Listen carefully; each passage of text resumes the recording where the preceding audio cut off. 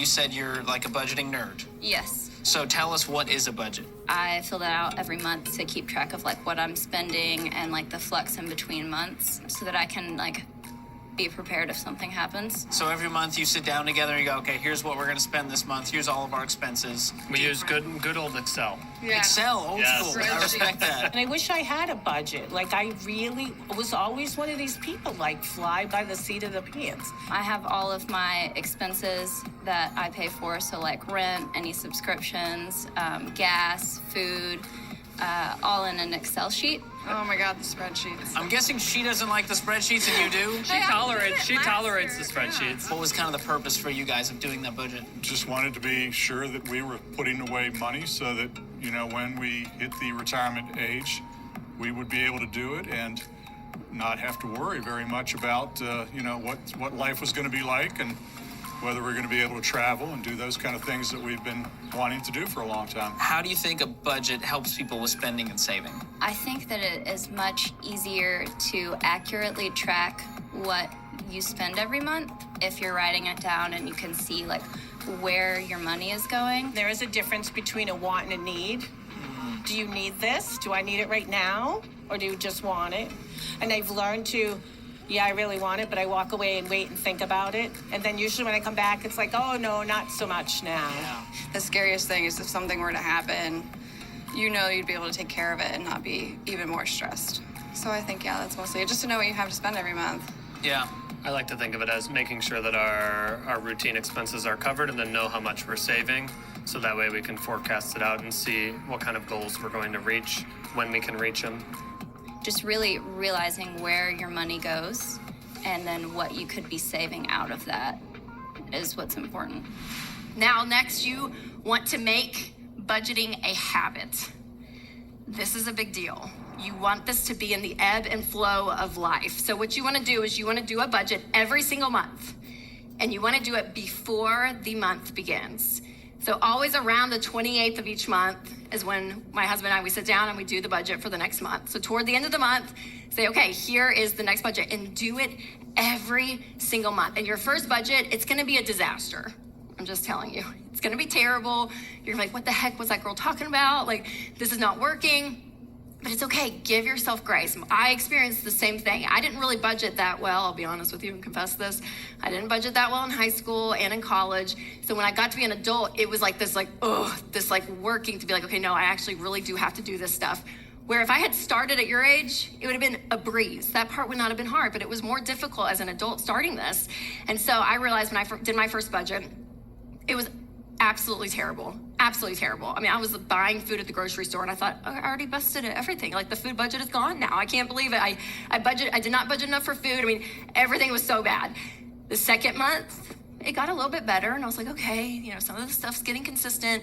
The third month, my budget actually kind of started working and I was like, oh, there we go, okay. So give yourself 3 months, okay? Persevere if the first month is terrible, it's fine.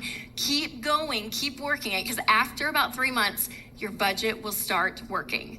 Now, high schoolers out there, I would recommend get an adult in your life that you trust, who's good with money. This could be a parent, a coach, a teacher, a mentor, I don't care who it is. But have someone with you and show them your budget and say, hey, here's what I'm wanting to do with my money, and just show them. Because there's a level of accountability that you have when you talk to someone else about your money. And this is really big. And this is even more, you know, even when you get into college, it's gonna be that much more serious. And then as an adult, you want someone else's brain in on all of this, because they're gonna help you make really good decisions and help you see, okay, you know, maybe this isn't that good, let's switch this out. So find someone you can talk to. And then later in life, when you start dating and you fall in love with that special person and you think, okay, marriage is coming up next. When you're in that type of relationship, remember this. Talk to them about money. Talk to them about money. You want to start these conversations. There's a lot of important conversations to have when you step into marriage, but money and budgeting and the way you view this stuff, it's really important that you guys are on the same page.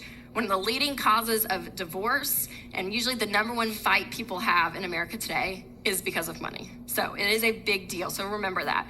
And then when you move on into marriage, that accountability person that used to be, you know, a parent or someone that was looking at your budget, that's now gonna be your spouse.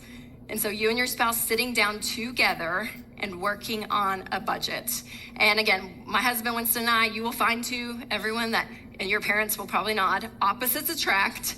So one of you is probably going to love doing the budget and the other one not so much. And so actually my husband is the one that loves to do the budget. I'm the one that kind of bucks the system sometimes, even though I teach this stuff every day.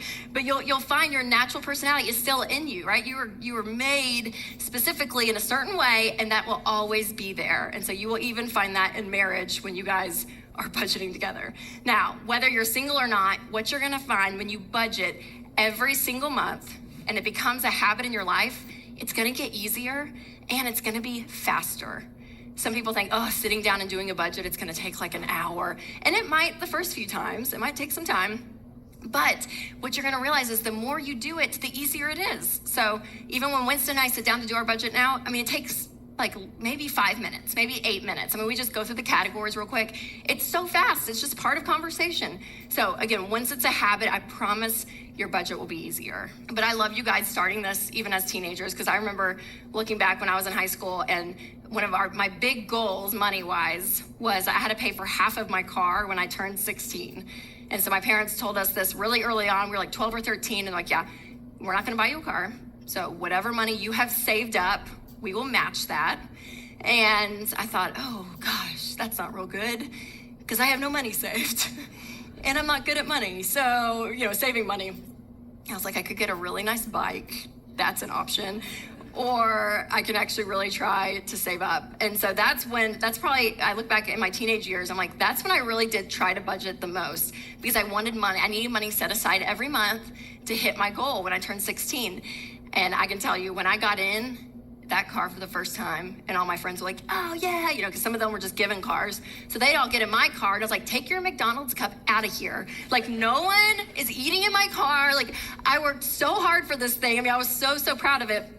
But I would not have done that, you guys, if I didn't do a budget. I really wouldn't have. I would not have naturally just put money aside and saved it. But for me, doing a budget helped me hit that goal, and I realized it helps you do the impossible. So many people think like it is impossible to win with money these days. But when you implement a budget and you actually control your money versus your money controlling you, you will win in life. You need to create a new budget every month. This part is non-negotiable, because if you don't do it every month, you're going to feel like it's not working, because it won't. The reason you want to modify your budget each month is because every month is going to be different. Some of your bills will be consistent month to month, so that's easy. For instance, your rent, your music subscription, your internet bill generally stays the same month to month. But what's important is to look at the month ahead and anticipating what you have coming up that would be different than the month before, like gas money or seasonal clothes or paying for a trip. Or maybe you need to get an oil change for your car or some new clothes for work. Maybe you're starting a new sport and you need some equipment. Whatever it is that is different, you need to find a way to work it into your budget.